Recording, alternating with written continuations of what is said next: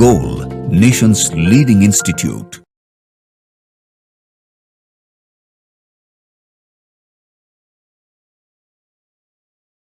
Hello students, I am Deepak Deep, going to discuss physical chemistry part of AITS Major Test 4th, and it was held on 8th March 2026. Let's start with first question of physical chemistry, and it is on board question number 46. The diagram given below represents boiling point composition diagram of solution of components A and B, which is correct among the following. एक graph बना हुआ है, बहुत simple सा graph boiling point का. आपको दिख रहा होगा बच्चे इस ग्राफ में कि ये जो बॉइलिंग पॉइंट कर्व है ये डिप्रेस्ड है. अगर ये आइडियल सॉल्यूशन का कर्व होता तो स्ट्रेट लाइन होता.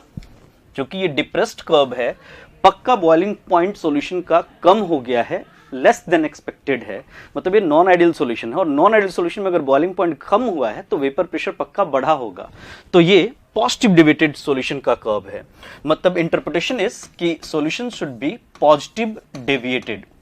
पॉजिटिव डेविएटेड के लिए हम लोगों को आंसर ढूंढना है. द सॉल्यूशंस और नेगेटिव डेविएशन गलत है. A B interaction are stronger than A B B. A और बी बी से अगर ए बी इंटरेक्शन स्ट्रॉन्गर हो गया तो ये हमारा नेगेटिव डेविएशन की पहचान है. Solution is ideal solution, wrong statement. Solution positive deviated है तो आंसर फोर्थ करते हैं इसका. बहुत सिंपल सा क्वेश्चन. अगर बॉइलिंग पॉइंट सॉल्यूशन का कम हो जा रहा है, मतलब वेपर प्रेशर बढ़ जा रहा है, मोर देन एक्सपेक्टेड है, और बॉइलिंग पॉइंट अगर कम हुआ है, वेपर प्रेशर ज्यादा हुआ है, तो ये पॉजिटिव डेविएशन की पहचान है. ये पॉजिटिव नेगेटिव हम लोग वेपर प्रेशर से तय करते हैं सॉल्यूशन का. तो आंसर इज फोर्थ. 46 के बाद नेक्स्ट क्वेश्चन 49 है बोर्ड पे. क्वेश्चन नंबर 49 देखें आप बोर्ड पे. 250 ml sample of 0.2 molar chromium Cr3 positive is electrolyzed with current is given 96.5 ampere. What is remaining is 0.1 molar. अब भाई ऐसा है कि 0.2 मोलर से शुरुआत किया, 0.1 मोलर बचा है, तो कितने मोल्स इलेक्ट्रोलाइज हो गए. भाई वॉल्यूम तो सेम ही है, तो हम ये कह सकते हैं कि मोल्स जो इलेक्ट्रोलाइज्ड हो गए, moles electrolyzed is equal to 250 into 0.2 minus 250 again into 0.1, और ये चूंकि मिलीलीटर है तो इधर 10 का पावर -3 कर दिया. तो ये हमारा आ जाएगा 250 into 0.1, दैट इज 25 into 10 के पावर -3 मोल की इलेक्ट्रोलाइसिस हो चुकी है. अब भाई Cr3 पॉजिटिव है बच्चे, जैसे आप जानते हैं कि Cr3 पॉजिटिव 3 इलेक्ट्रॉन लेगा तो क्रोमियम बन के डिपॉजिट होगा. तो हमें समझ में आता है कि 3 फराडे चार्ज चाहिए फॉर 1 मोल. भाई 1 मोल के लिए 3 फराडे, तो इतने मोल के लिए कितना, तो charge required will be 3 multiplied by 96500 और मल्टीप्लाइड बाई 25 इंटू 10 का पावर -3. इतना चार्ज हमको चाहिए. And charge is equal to I T होता है बच्चे. टी निकालना है हमको, तो हम चाहें तो इस क्यू को हटा के और इसकी जगह पे हम आई टी लिख सकते हैं. तो आई इज 96.5 एम्पियर का करंट, और ये टाइम हमको कैलकुलेट करना. तो 96.5 से ये हमारा 1000 टाइम्स कैंसिल हो रहा है, 1000 से ये 1000, तो 25 into 3 75 second will be the answer. तो फोर्थ आंसर करते हैं. कैलकुलेशन नहीं था क्योंकि करंट ऐसा था जो फैराडे कांस्टेंट से कैंसिल आउट हो रहा था, तो होपफुली आपने ये जल्दी कर लिया हो, सही किया हो. फैराडे लॉ ऑफ इलेक्ट्रोलाइसिस कहते हैं इसको, इलेक्ट्रोकेमिस्ट्री. क्वेश्चन नंबर 49 के बाद 51 है बोर्ड पे, आप देखिए 51 है. मैचिंग टाइप का क्वेश्चन है, वो भी फिर इलेक्ट्रोकेमिस्ट्री से बिलोंग करता हुआ. डैनियल सेल, आपको पता है जिंक कॉपर सेल को हम लोग डैनियल सेल कहते हैं बच्चे. ये पहला ही एग्जांपल है एनसीईआरटी का. तो डैनियल सेल को अगर मैं मैच कराऊं तो ये आर से मैच हो रहा है, ए का आर. अभी तक में 2 आंसर पे हाईलाइट कर रहे हैं हम लोग, ए का आर. फ्यूल सेल, फ्यूल सेल उसको कहते हैं बच्चे जिसमें कंबशन होता है, इलेक्ट्रिसिटी डेवलप होता है. तो कंबशन वाला एग्जाम्पल क्यू है भाई, बी का क्यू. तो बी का क्यू भी 2 जगह पे मैच कर रहा है. लेड स्टोरेज बैटरी में आपको पता है पीबी और पीबीए2 H2SO4 से कंबाइन करके पीबीएसओ4 बनाता है. तो लेड स्टोरेज बैटरी सी का एस मैच कर रहा है. मरकरी सेल में मरकरी होगा भाई, जिंक और मर्क्यूरिक ऑक्साइड जिंक ऑक्साइड और HE बनाता है। एकदम फैक्ट बेस्ड क्वेश्चंस हैं। आपको याद है अगर ये सारे cells primary cell secondary cell तो आप ये आराम से कर सकते हैं। तो आंसर किया जाए इसका, ए का डैनियल सेल का R, डी का हमारा आया है P, डी का P, सी का S, तो आंसर इज सेकंड। तो सेकंड आंसर टिक करते हैं इसका हम लोग 51 का। नेक्स्ट क्वेश्चन देखा जाए 51 के बाद। क्वेश्चन नंबर 51 के बाद 54 है बच्चे बोर्ड पे। 1 molar KMnO4 1 molar K2Cr27 oxidise करने के लिए यूज किया है फेरस को फेरिक में इन एसिडिक मीडियम। भाई शायद आपको याद ही हो कि एसिडिक मीडियम में KMnO4 का एन फैक्टर 5 होता है और K2Cr27 का 6 होता है, क्योंकि KMnO4 का Mn MnO4 नेगेटिव से Mn2 पॉजिटिव में जहां जाता है एसिडिक मीडियम में, वहीं ये Mn+2 है बच्चे। और वैसे ही Cr2O72 negative dichromate Cr3 positive में जाता है। तो अगर इसका एन फैक्टर देखो तो 5, चूंकि +7 से +2 हुआ और यहां +6 से +3 हुआ, तो 2 6 12 2 3 6 एन फैक्टर 6 है।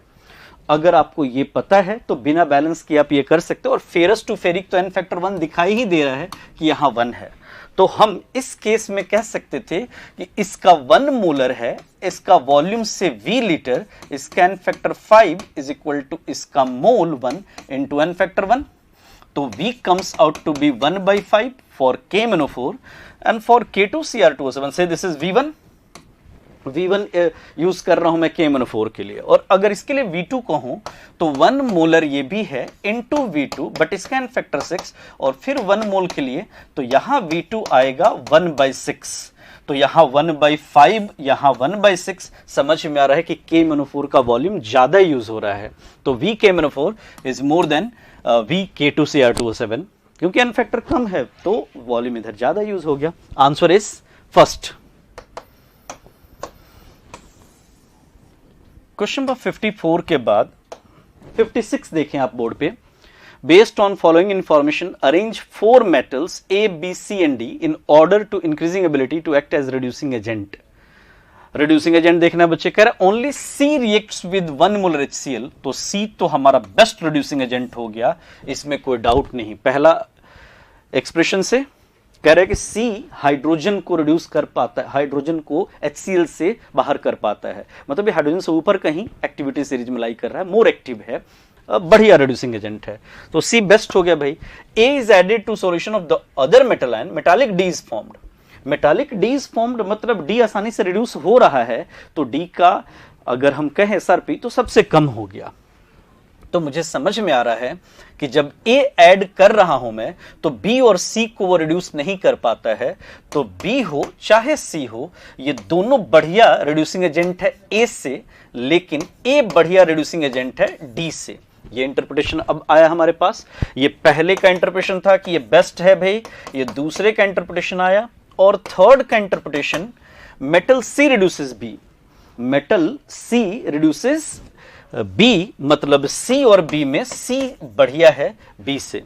तो एक बात समझ में आई कि C सबसे बढ़िया है भाई, C के बाद B है, और A और D में D, तो हम कह सकते हैं A और D। ऐसा आंसर हमें ढूंढना है CBAD डिक्रीजिंग ऑर्डर, या इंक्रीजिंग ऑर्डर कहूं तो DABC, DABC चूंकि इंक्रीजिंग ऑर्डर है तो ये काफी हद तक सही था, C इधर होना था।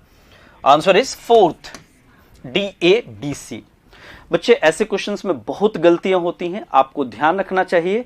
अगर कोई किसी को रिड्यूस कर पा रहा है वो बढ़िया रिड्यूसिंग एजेंट है, और जो रिड्यूस हो रहा है वो तो ऑक्सीडेशन पोटेंशियल उसका ज्यादा, अगर कोई रिड्यूस हो रहा है तो उसका SRP ज्यादा है, मतलब उसकी बिहेवियर रिड्यूस होने की है, वो ऑक्सीडाइजिंग एजेंट होगा। तो जो दूसरे को रिड्यूस करे वो रिड्यूसिंग एजेंट है। तो इन तीनों इक्वेशंस का अलग अलग इंटरप्रिटेशन तैयार करिए, फिर आप ऑर्डर तक पहुंचिए। ऐसे करके आंसर आपका फोर्थ आ जाएगा। क्वेश्चन नंबर 56 के बाद 59 देखें आप बोर्ड पे। Two liquid A and B, vapour pressure the ratio 1:3, okay. At a certain temperature, assume A, B form ideal solution and ratio of mole fraction of A in vapor phase is 4:3. ए और B का vapour phase में mole fraction का ratio दिया है बच्चे, और हमसे mole fraction B का पूछ रहा है सॉल्यूशन में, लिक्विड फेज में पूछ रहा है। चलिए ठीक है, हम जानते हैं बच्चे कि अगर काई ए डैश निकालना होता है mole fraction of A in vapour phase, तो आप करते हैं P naught A chi A और डिवाइडेड बाई पी सॉल्यूशन। वैसे ही अगर काई बी डैश निकालना होता है तो आप करते हैं P naught B into chi B divide by P solution. तो we can write it as chi A dash by chi B dash is equal to P naught A chi A और plus P naught B into chi B, ऐसा आप लिख सकते हैं। तो चलिए chi A dash by chi B dash की value रखते हैं। According to question this is given as 4:3, तो इसको 4/3 लिखा बच्चे। और P naught A P naught B का रेशियो दिया है हमारा 1:3, ये 1:3 है, एंड दैट इज काई ए इज टू काई बी। हमें समझ में आया 3 इज कैंसल्ड बाई 3, तो काई ए डिवाइडेड बाई काई बी आ गया हमारा 1:3। आपको पता है बच्चे कि मोल फ्रैक्शन जो होता है वो मोल का ही रेशियो होता है। हम इसको ऐसे भी लिख सकते हैं n A divided by n A plus n B, और काई बी को लिख सकते हैं n B by n A plus n B, and that is 1:3। ये कैंसिल किया तो हमें समझ में आया कि ये रेशियो, देखो मैं समझाने के लिए इतना बड़ा कर रहा हूं, नहीं तो मोल फ्रैक्शन का रेशियो मोल का रेशियो है, हर बच्चे को पता है, ये क्लास में कराई जाती है बात। तो आप लिख सकते हैं कि mole of A divided by mole of B 1:, ये हमारा 1:4 था। एग्जैक्टली ये वैल्यू क्या थी, आ रही थी हमारी यहां से, ये काई ए बाई काई बी हमारा 4 आ रहा था, ये वैल्यू 4 आ रहा था। Mole of A by mole of B is actually कितना बच्चे, 4।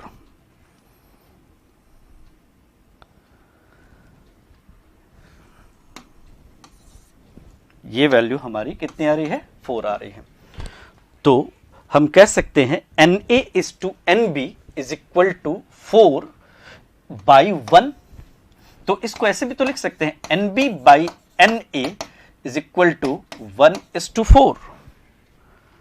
तो हमारा पूछ रहा है ये कि बताइए मोल फ्रैक्शन क्या होगा, mole fraction of be in solution. तो हम ऐसे लिख सकते हैं +1 अगर इधर करें, +1 अगर इधर करें तो n A plus n B divided by n A is equal to, हम लिख सकते हैं बच्चे 5/4। तो n A by total mole, n total is equal to 4/5। तो हम समझ गए कि भाई मोल फ्रैक्शन ये ए का आ गया, काई ए इज इक्वल टू 4/5, तो chi B is equal to 1/5। Answer करते हैं 1। शायद हमारा यहीं से दिख रहा था काई ए बाई काई बी 4 है, तो इससे हम समझ रहे थे कि मोल फ्रैक्शन का रेशियो अगर हमारा 4 आ रहा है तो इससे भी हम कर सकते थे कि एक का अगर 1 मोल है तो दूसरे का 4 मोल है, तो मोल फ्रैक्शन हमारा बी का दिखाई दे देगा। आंसर करते हैं बच्चे फर्स्ट 59 का। 59 के बाद 62 देखें आप बोर्ड पे। What will be the order of a reaction for a chemical change log T half versus log A। log T half versus log A का स्लोप दे रखा बच्चे 1045। आपको पता है T half का एक्सप्रेशन अगर आपने पढ़ा है तो T half proportional to A का पावर 1 - n होता है nth ऑर्डर रिएक्शन के लिए। तो इसको लिख सकते हैं बच्चे T half is equal to constant A का पावर 1 - n। हम ये लिख सकते हैं log T half, either of the side log T half, इधर भी log इधर भी log, log constant is again constant और plus 1 - n log A, y is equal to mx plus c। अगर हम यहां से लिखें y is equal to mx plus c, इसको अगर मैंने y एक्सिस पे लिया बच्चे, ये हमारा c है तो ये हमारी वैल्यू m की है और ये x है, तो इनके बीच में ग्राफ प्लॉट किया है log A और T half का। तो slope is 1 - n and according to question slope is tan theta. tan theta की वैल्यू है tan 45 डिग्री। tan 45 डिग्री की वैल्यू आपको पता है बच्चे 1 होती है, तो ये 1 - n की वैल्यू अगर 1 है तो n 1 - 1 दैट इज 0। तो ये 0 ऑर्डर की पहचान है। आंसर करते हैं हम लोग फर्स्ट। क्वेश्चन नंबर 62 का आंसर पहला। 64 देखिए आप, फिर से एक सिंपल सा मैट्रिक्स मैचिंग है थर्मोडायनेमिक्स से। एक्सोथर्मिक रिएक्शन वो होते हैं जिनका डेल्टा एच नेगेटिव होता है, तो एक का तो आर मैच कर रहा है भाई। स्पॉन्टेनियस रिएक्शन वो होते हैं जिसका डेल्टा जी नेगेटिव होता है। साइक्लिक प्रोसेस वो होते हैं जिनका delta H, delta E, delta G सब जीरो होता है। इक्विलिब्रियम उसको कहते हैं जिसका डेल्टा जी जीरो हो। तो आंसर इज जैसा क्वेश्चन में दिया है उससे एक्सोथर्मिक के लिए आर, एक का आर बस एक ही जगह पे है। आंसर फोर्थ करते हैं, बी का पक्का एस मैच किया होगा, सी का पी और डी का क्यू। सही आंसर है फोर्थ। क्वेश्चन नंबर 67 देखिए आप बोर्ड पे। Which Bohr orbit of beryllium has the same radius as that of ground state of hydrogen atom. Hydrogen atom का अगर हम आर नॉट मान ले बच्चे रेडियस, तो आपको पता है कि रेडियस जो होता है वो r not into n square by z होता है। तो आर की जगह आर नॉट ही कह रहा है वो, ये आर नॉट इंटू एन हमको पता करना है और बेरिलियम के लिए हम जेड 4 रख दें तो R naught cancelled, N square is equal to 4, N comes out to be 2। Answer करते हैं सेकंड। ये बहुत इंपॉर्टेंट है कि radius, velocity, energy, time period, frequency, इन सब की प्रोपोर्शनैलिटी एन और जेड के टर्म में आपको याद रहे। बहुत पूछा जाता है, बहुत इंपॉर्टेंट है। आंसर किया जाए इसका सेकंड। 69 देखिए आप। The first order rate constant is related to temperature like this. भाई ये दिया हुआ है log k is equal to 12.0 minus 10 का पावर 4 बाई टी। ओके, और हम जानते हैं जो एक्सप्रेशन, मैं दूसरे कलर से उसको दिखाता हूं आपको। हम जो रिलेशन जानते हैं वो ये है log k is equal to log a minus E A by 2.303 RT। तो आप हमसे a चाहते हैं और ये चाहते हैं, कंपेयर कर लेते हैं। मतलब आप कह रहे हैं कि log a की वैल्यू 12 है बच्चे, तो a की वैल्यू 10 का पावर 12 है। ये तो पहला आंसर आ गया हमारा। और वैसे ही ई ए डिवाइडेड बाई 2.303 R की वैल्यू 10 का पावर 4 है, तो ई ए कितना हो जाएगा, तो ये 2.303 इंटू R 8.3 इंटू 10 का पावर -3 किलो जूल में कह रहा है, 10 का पावर 4।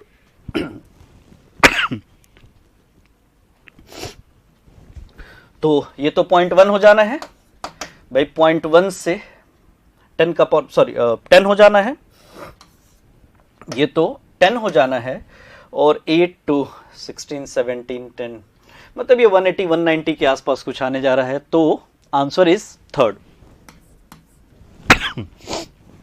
अगर 69 आप सही से सॉल्व करें तो आंसर थर्ड आ जाएगा।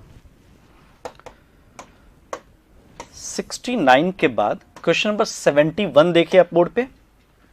For which reaction at 298 kelvin value of Kp by Kc is minimum and maximum respectively. Minimum और मैक्सिमम पूछ रहा है बच्चे। Kp और Kc के बीच का रिलेशन हमको तय करना है अगर, तो हम कहते हैं कि Kp जो होता है, ऐसे कर ही लेते हैं, एक रिलेशन हम लिख लेते हैं। Kp जो होता है बच्चे वो बराबर होता है Kc RT डेल्टा Ng के।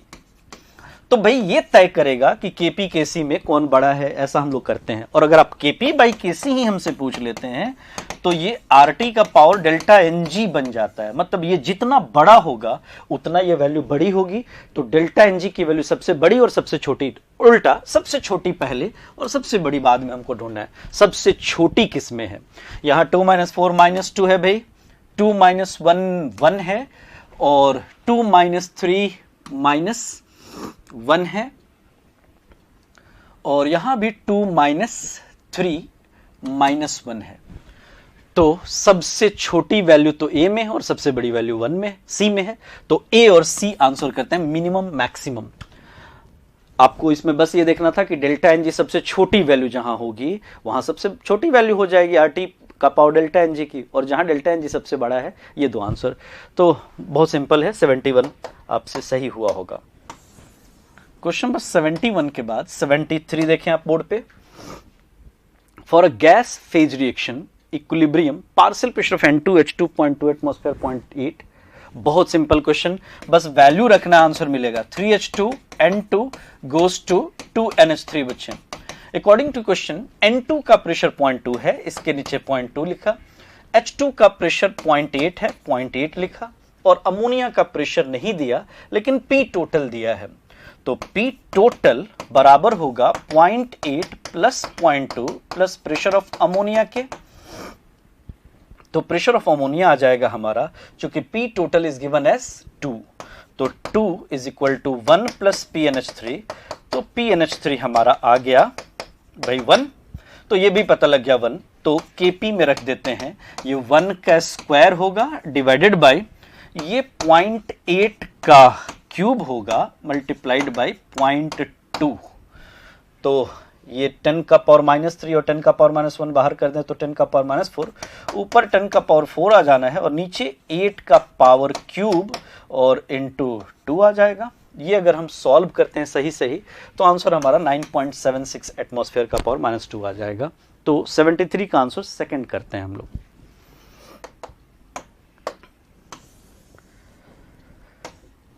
वन देखिए आप, क्वेश्चन नंबर 81 है बोर्ड पे।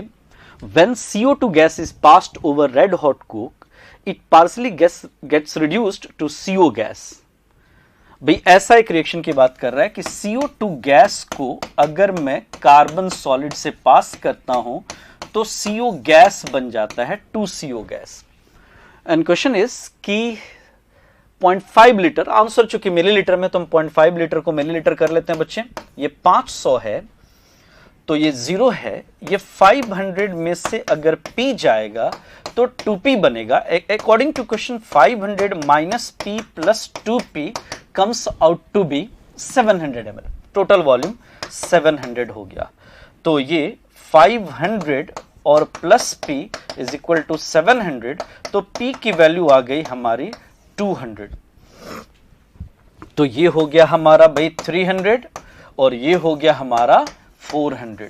तो answer is CO2 300 ml and CO is 400। Answer fourth करते हैं 81 का। ये सिंपल क्वेश्चन है, आपने इक्विलिब्रियम में भी किया होगा इसको, या मोल कॉन्सेप्ट में भी इस तरह का क्वेश्चन किया होगा। पार्शियल कंप्लीट रिएक्शन नहीं है, पार्शियल रिएक्शन का।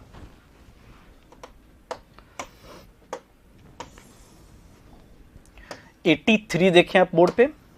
Which of the following statement is correct? Enthalpy change for the deuterium same amount of anhydrous copper sulfate and hydrated copper sulfate is same।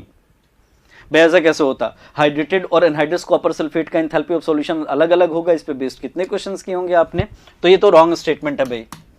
Solubility of all compound water always increase temperature. Solubility बढ़ भी सकती है, घट भी सकती है, क्योंकि delta H solution positive भी होता है, डेल्टा एच सॉल्यूशन नेगेटिव भी होता है। पक्का गलत स्टेटमेंट है ये। Litmus can be used as indicator in the permanganate titration. अरे भाई परमैग्नेट का टाइट्रेशन जो भी होगा वो तो रेडॉक्स टाइट्रेशन होगा, और रेडॉक्स टाइट्रेशन में लिटमस कैसे? Litmus is used in acid based titration, तो भाई ये भी गलत है। KMnO4 solution is not regarded as primary standard. सही बात, KMnO4 कभी प्राइमरी स्टैंडर्ड नहीं हो सकता क्योंकि ये स्टेबल नहीं है। जो चीजें स्टेबल ना हो, रिएक्ट कर जाए, एयर से रिएक्ट कर जाए, एटमॉस्फेयर के आयन से रिएक्ट कर जाए, ऐसे चीजों को हम प्राइमरी स्टैंडर्ड नहीं यूज करते। तो आंसर करते हैं हम लोग 83 का फोर्थ। क्वेश्चन नंबर 87 देखें आप। Which of the following represents correct set of 4 quantum number in electron of 4d? भाई 4d अगर आपने कह दिया तो n की वैल्यू 4, l की वैल्यू 2 तो पक्का हो गया। तो 4 और 2 दो जगह पे है भाई, यहां भी है यहां भी है। l की वैल्यू 2 है तो m की वैल्यू -2 +2 के बीच में कुछ भी हो सकती है। बोले तो मैं पूरी वैल्यू ही लिख दूं। इसकी वैल्यू +-2 हो सकती है, इसकी वैल्यू +-1 हो सकती है, 0 हो सकती है। तो ये वैल्यू 1 परमिसिबल है और s की वैल्यू +-½ कुछ भी हो सकती है। तो भाई यहां गलती हो गई, तो ये तो आंसर नहीं हो सकता। और यहां 4 to 1 ये सही है, 4 और 3 पॉसिबल ही नहीं है। तो 87 का आंसर सेकंड। बहुत सिंपल, 4d के लिए आपने पक्का सही किया होगा ये।